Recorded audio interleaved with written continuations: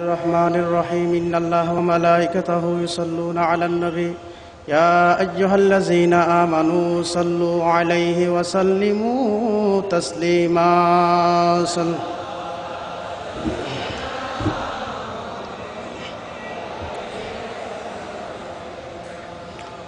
সালাতু সালামো জানাই নবী আপনার পাক রওজায় মরণ কালে উরদারিও গৌসুল আজমের উসিলায় আল্লাহুম্মা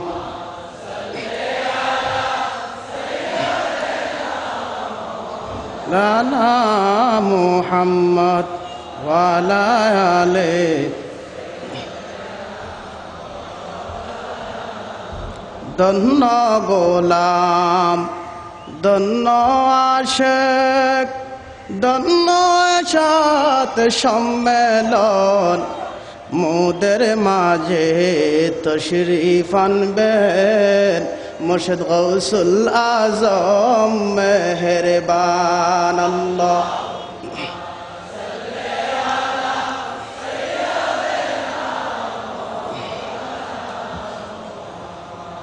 وعلى آلك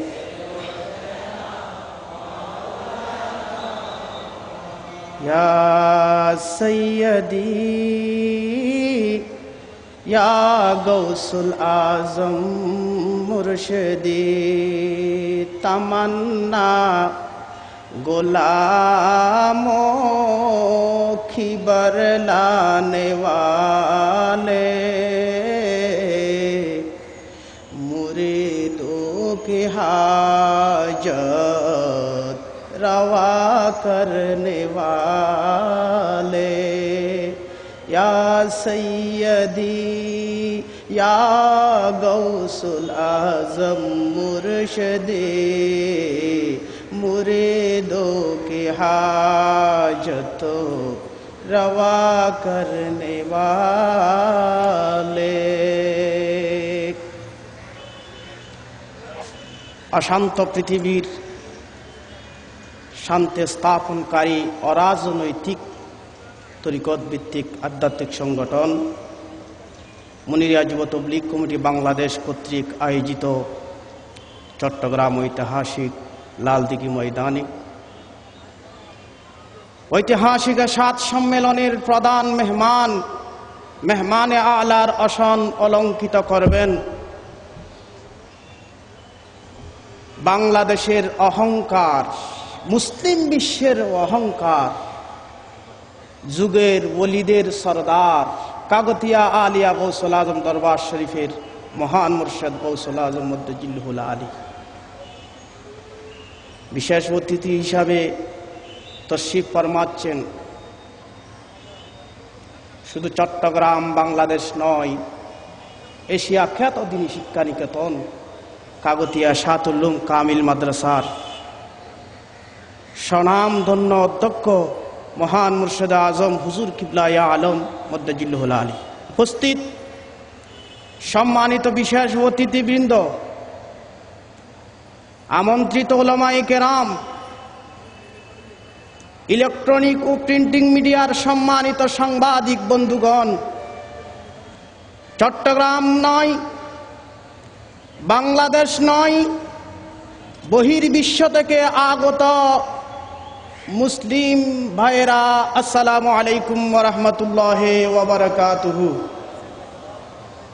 আল্লাহর দরবার অসংখ্য শুকরিয়া আদায় করছি যে আল্লাহ পাক রব্বুল আলামিন আহকামুল হাকিমিন মেহেরবানি করে আমাদেরকে মহান মুর্শিদ গৌসুল আজম মদ্দজিল্লুহুল আলীর সোহবতে বসার তৌফিক দান করেছেন উচ্চ আওয়াজে বলুন আলহামদুলিল্লাহ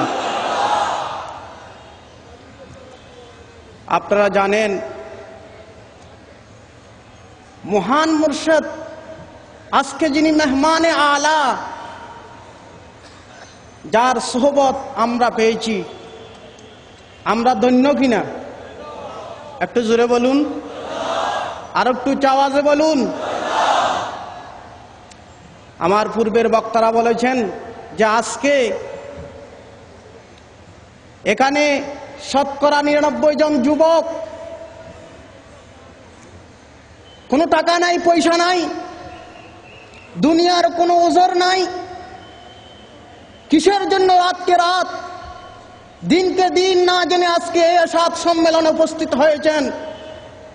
আজকে অনেকে মহান মুর্শিদ গৌসুল আজমের কারামত দেখতে চাই। সম্মানিত বিশেষ অতিথিবৃন্দ, বাংলাদেশের বুদ্ধিজীবীগণ মঞ্চে উপস্থিত আছেন। বিশ্বের মধ্যে এমন, বাংলাদেশের মধ্যে এমন কি কোনো দরবার আছে যে দরবারের রাহবার, যে মুর্শিদ, যার তাওয়াজ্জুর মধ্যে এমন ক্যাপাসিটি আছে, যিনি লাখো লাখো যুবককে আজকে বসিয়ে রাখতে পারেন, তিনিই তো গৌসুল আজম। ঠিক কিনা? জোরে বলুন।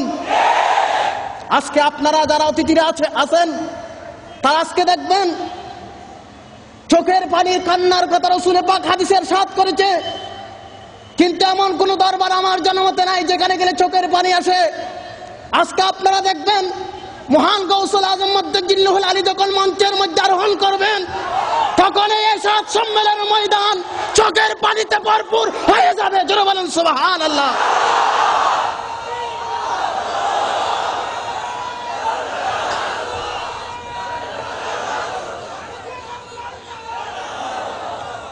কারামত কাকে বলে দেখে যাও। শুধু তাই নয়, কোরআনে কারিমে আসহাবে কাহাফের কথা উল্লেখ আছে যে একটি কুকুর আসহাবে কাহাফকে অনুসরণ করেছিল। আজকে থেকে অনেক দিন পূর্বে আমার গৌসুল আজমের দরবার একটি কুকুর ছিল।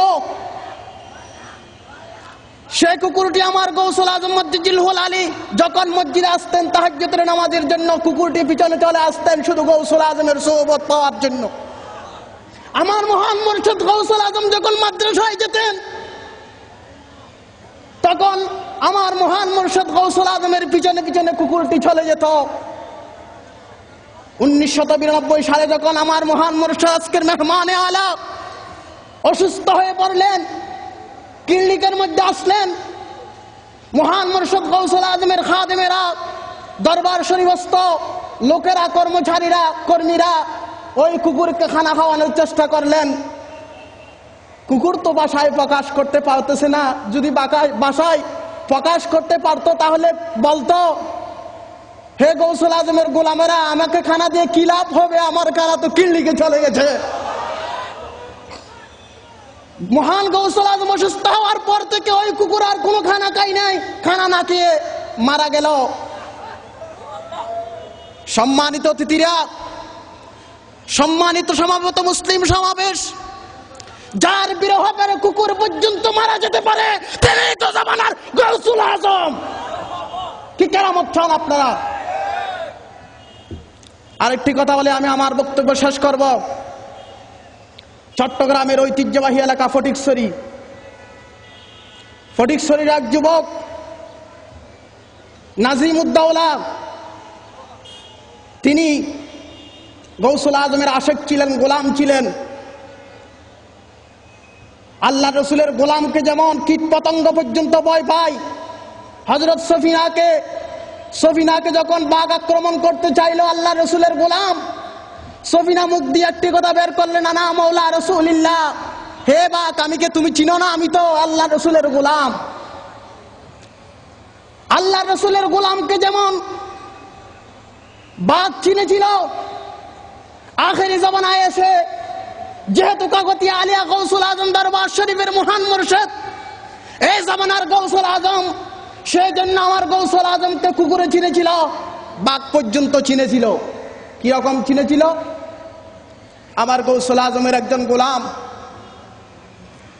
তিনি ফয়েজে ইত্তেহাদি পেয়ে বাড়িঘর ছেড়ে চলে গেল, তার কোনো খোঁজ পাওয়া যাচ্ছিল না। সবাই চিন্তিত হয়ে গেল, সবাই আফসোস করতে লাগলো যে ওই নাজিমউদ্দৌলা কোথায় গেল। কিছুদিন পর খবর আসলো সে খাগড়াছড়ির পাহাড়ে বসে মোরাকাবা করতেছে। আত্মীয় স্বজন সবাই গেল ওই নাজিমউদ্দৌলাকে আনার জন্য। আত্মীয় স্বজন দেখে আশ্চর্য হয়ে গেল, যে নাজিমুদ্দৌলা বসে মোরাকাবা করতেছেন তার 4-5 দিয়ে ক্যার উঠে গেল, গাছ উঠে গেল। তাকে অনেক কষ্ট করে সেখান থেকে জাগানো হলো। সে একটি বাক্য বলল যে আমাকে আমার আত্মীয় স্বজন শেষ করে দিল।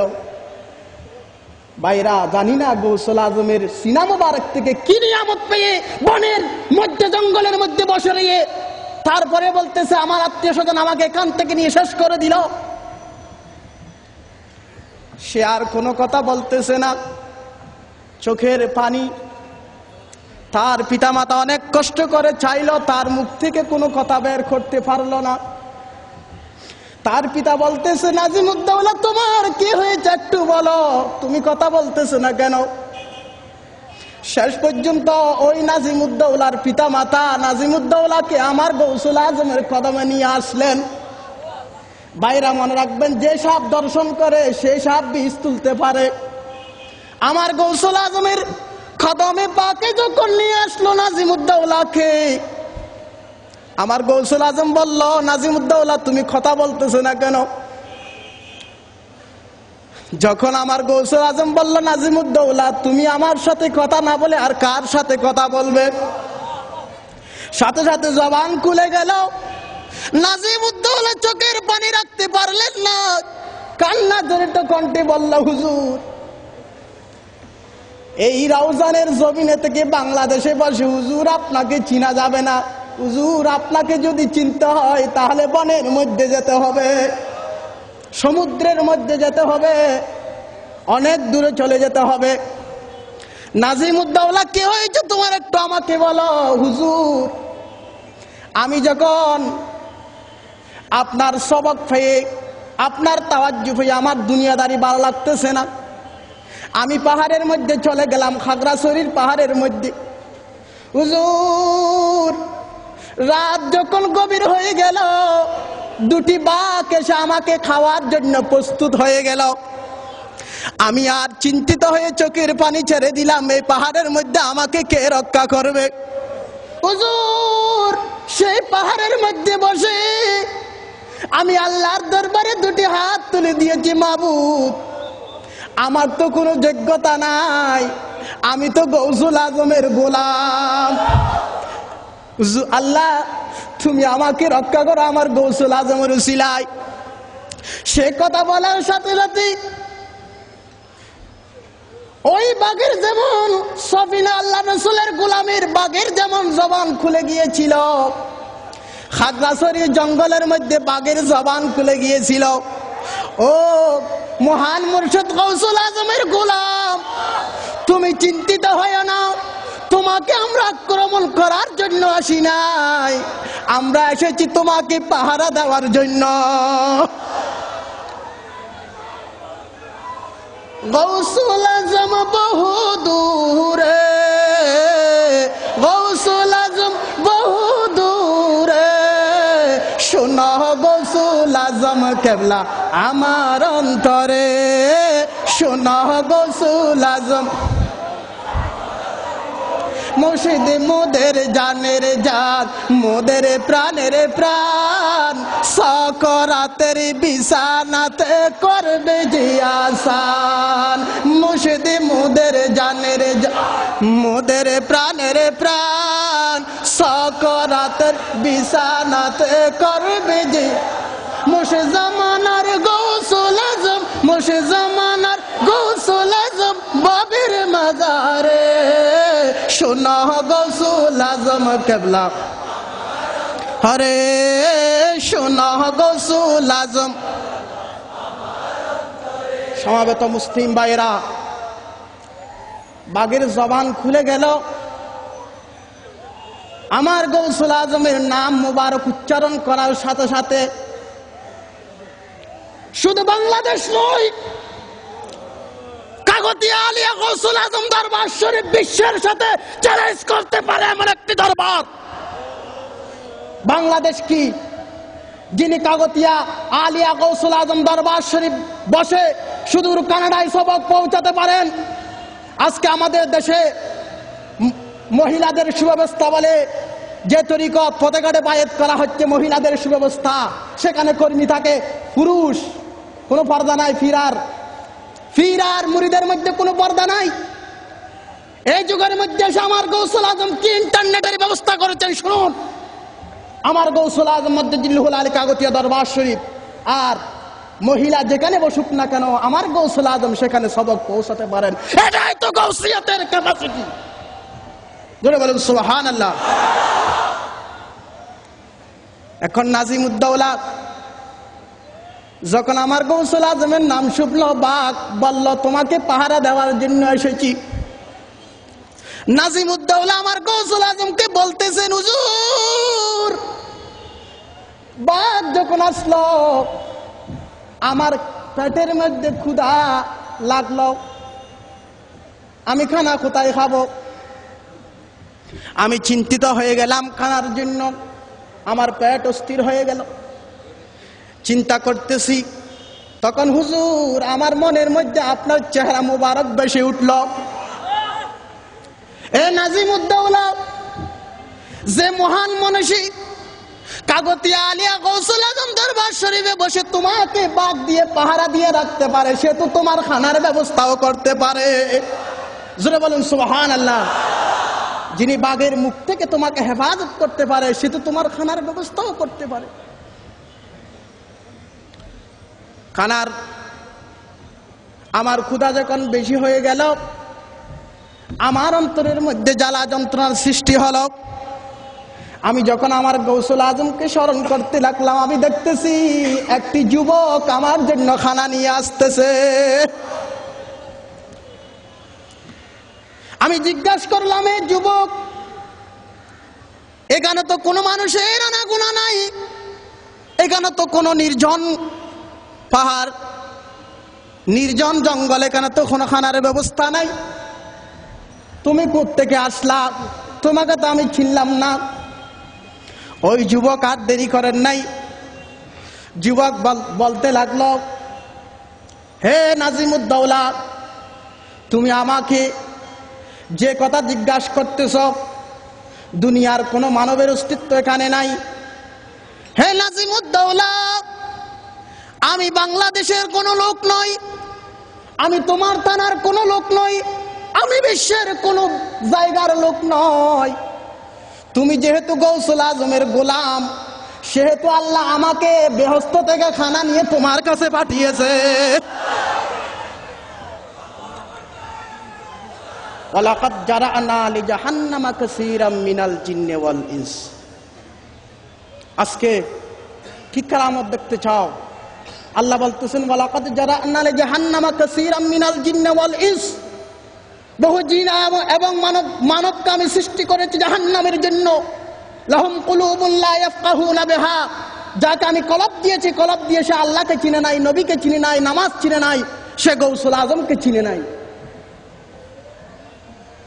সে নাজিমুদ্দৌলা যখন সে কথা ব্যক্ত করল, তখন আমার গৌসুল আজম বলতেছে, নাজিমুদ্দৌলা, তোমার সাথে বনের জঙ্গলের মধ্যে কি হয়েছে সে তো আমি গৌসুল আজম জানি, তোমাকে আর বলতে হবে না।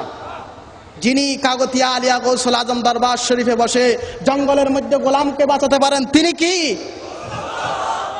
একটু জোরে বলুন, আর একটু জোরে বলুন, আর একটু জোরে বলুন।